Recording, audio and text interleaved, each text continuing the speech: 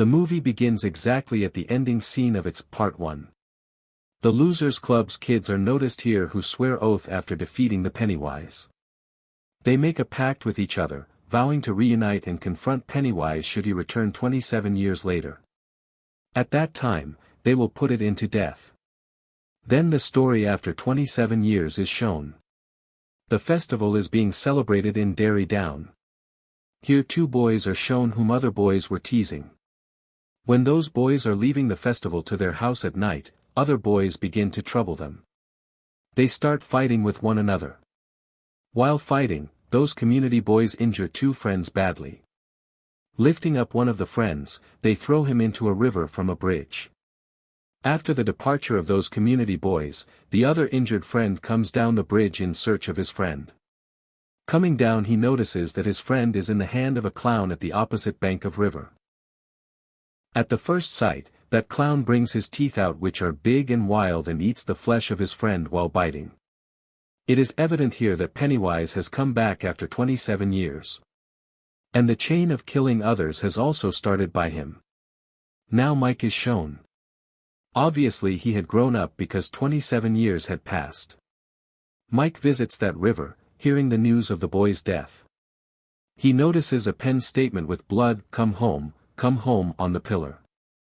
Looking at it, he immediately gets understanding that Pennywise has come back. Mike searches the details and the contact numbers of Losers Club's members, coming to the library. He was the only Mike who had left in Derry Town. His other friends had settled in the different places. Searching out the contact numbers, he calls to all friends one by one.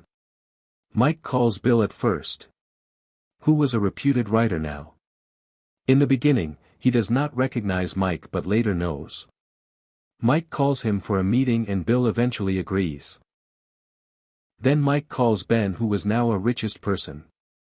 At first, he also does not recognize him. After it, Mike calls Beverly, who was the wife of an aristocratic person. She is beaten by her husband because of Mike's call. In return, Beverly leaves the place after killing her husband. In the end, Mike calls his another friend who is worried after hearing it and commits suicide in the bathtub while cutting his vein. The suicider's name is Stanley. All friends return back to Derry Town and meet in a restaurant with one another. They had their childhood memories in Derry Town, so they please while discussing these memories. Then Mike reveals the purpose, why had he called them here. Mike tells, Pennywise has returned back again after 27 years. And the series of killings has started.